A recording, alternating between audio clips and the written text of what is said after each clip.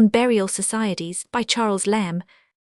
Mr. Reflector, I was amused the other day with having the following notice thrust into my hand by a man who gives out bills at the corner of Fleet Market.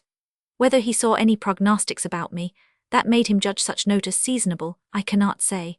I might perhaps carry in a countenance, naturally not very florid, traces of a fever which had not long left me. Those fellows have a good instinctive way of guessing at the sort of people that are likeliest to pay attention to their papers. A favourable opportunity now offers to any person, of either sex, who would wish to be buried in a genteel manner, by paying 1 shilling entrance, and 2d per week for the benefit of the stock. Members to be free in 6 months. The money to be paid at Mr. Middleton's, at the sign of the first and the last, Stonecutters Street, Fleet Market. The deceased to be furnished as follows: a strong elm coffin, covered with superfine black and furnished with 2 rows, all round, close drove, best Japan nails, and adorned with ornamental drops, a handsome plate of inscription, angel above and flower beneath, and 4 pair of handsome handles with wrought gripes. The coffin to be well pitched, lined and ruffled with fine crape, a handsome crape shroud, cap and pillow. For use, a handsome velvet pall, 3 gentlemen's cloaks, 3 crape hat bands, 3 hoods and scarfs and 6 pair of gloves, 2 porters equipped to attend the funeral, a man to attend the same with band and gloves, also the burial fees paid if not exceeding 1 guinea. Man, says Sir Thomas Browne, is a noble animal, splendid in ashes and pompous in the grave. Whoever drew up this little advertisement certainly understood this appetite in the species, and has made abundant provision for it. It really almost induces a tedium vit upon one to read it. Methinks I could be willing to die, in death to be so attended. The 2 rows all round close drove best black Japan nails. How feelingly do they invite, and almost irresistibly persuade us to come and be fastened down. What aching head can resist the temptation to repose, which the crape shroud, the cap, and the pillow present? What sting is there in death, which the handles with wrought gripes are not calculated to pluck away?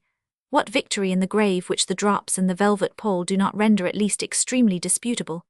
But above all, the pretty emblematic plate, with the angel above and the flower beneath, takes me mightily. The notice goes on to inform us that though the society has been established but a very few years, upwards of 1,100 persons have put down their names. It is really an affecting consideration to think of so many poor people, of the industrious and hard-working class, for none but such would be possessed of such a generous forethought, clubbing their 2 pences to save the reproach of a parish funeral. Many a poor fellow, I dare swear, has that angel and flower kept from the angel and punch bowl, while to provide himself a beer, he has curtailed himself of beer. Many a savoury morsel has the living body been deprived of, that the lifeless one might be served up in a richer state to the worms. And sure, if the body could understand the actions of the soul, and entertain generous notions of things, it would thank its provident partner that she had been more solicitous to defend it from dishonours at its dissolution, than careful to pamper it with good things in the time of its union. If Caesar were chiefly anxious at his death how he might die most decently, every burial society may be considered as a club of Caesars. Nothing tends to keep up, in the imaginations of the poorer sort of people, a generous horror of the workhouse more than the manner in which pauper funerals are conducted in this metropolis.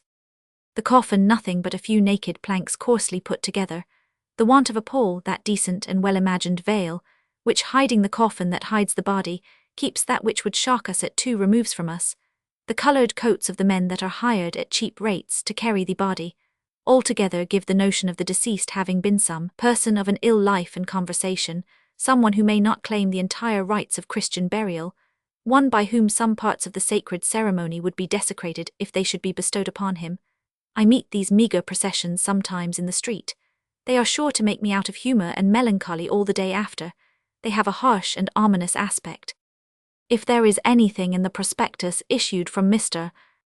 Middleton's, Stonecutters Street, which pleases me less than the rest, it is to find that the 6 pair of gloves are to be returned, that they are only lent, or, as the bill expresses it, for use on the occasion. The hood, scarfs, and hat bands may properly enough be given up after the solemnity. The cloaks no gentleman would think of keeping, but a pair of gloves, once fitted on, ought not in courtesy to be redemanded. The wearer should certainly have the fee simple of them. The cost would be but trifling, and they would be a proper memorial of the day.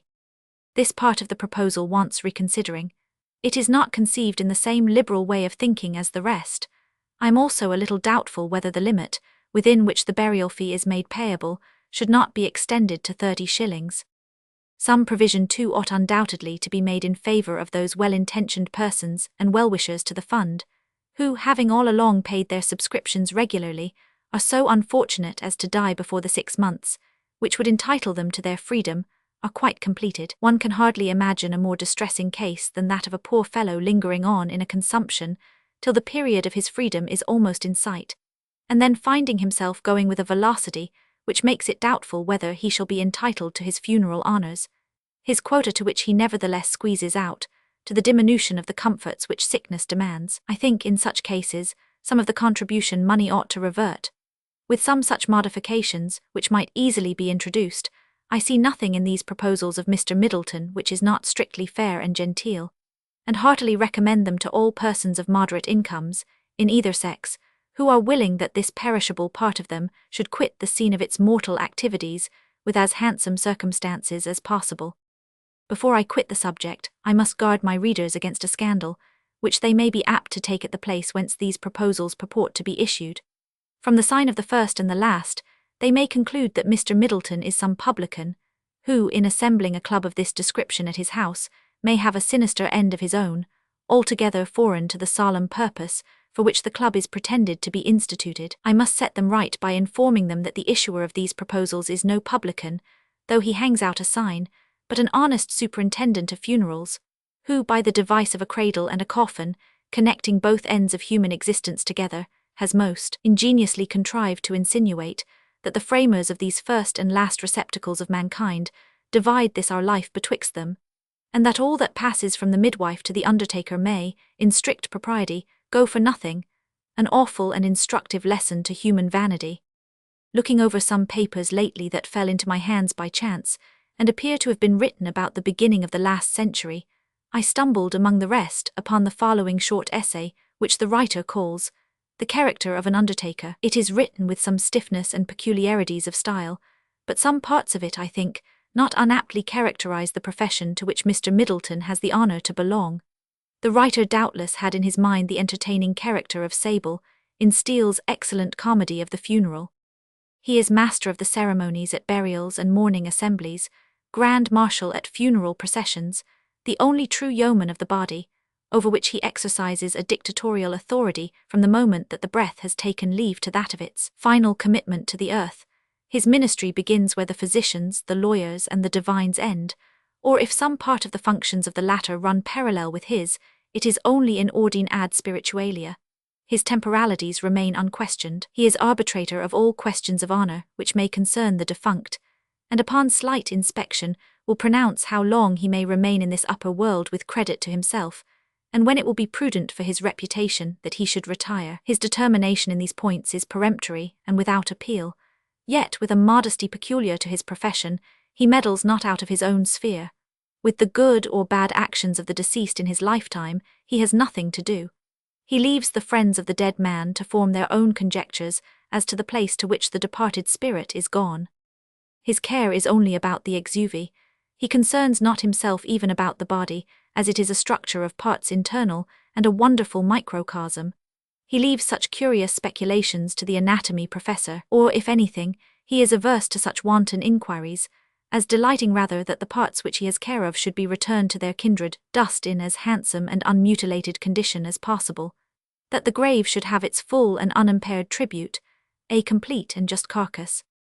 Nor is he only careful to provide for the body's entireness, but for its accommodation and ornament. He orders the fashion of its clothes and designs the symmetry of its dwelling. Its vanity has an innocent survival in him. He is bedmaker to the dead. The pillows which he lays never rumple. The day of interment is the theatre in which he displays the mysteries of his art. It is hard to describe what he is, or rather to tell what he is not on that day. For being neither kinsman, servant, nor friend, he is all in turns, a transcendent running through all those relations. His office is to supply the place of self-agency in the family, who are presumed incapable of it through grief. He is eyes and ears and hands to the whole household. A draught of wine cannot go round to the mourners, but he must minister it. A chair may hardly be restored to its place by a less solemn hand than his. He takes upon himself all functions, and is a sort of ephemeral majordomo. He distributes his attentions among the company assembled according to the degree of affliction, which he calculates from the degree of kin to the deceased, and marshals them accordingly in the procession. He himself is of a sad and tristful countenance, yet such as, if well examined, is not without some show of patience and resignation at bottom, prefiguring, as it were, to the friends of the deceased, what their grief shall be when the hand of time shall have softened and taken down the bitterness of their first anguish. So handsomely can he foreshape and anticipate the work of time. Lastly, with his wand, as with another divining rod, he calculates the depth of earth at which the bones of the dead man may rest, which he ordinarily contrives may be at such a distance from the surface of this earth, as may frustrate the profane attempts of such as would violate his repose, yet sufficiently on this side, the centre to give his friends hopes of an easy and practicable resurrection.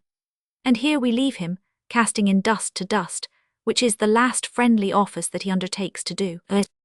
Begging your pardon for detaining you so long among graves and worms and epitaphs, I am, sir, your humble servant, Moricherus.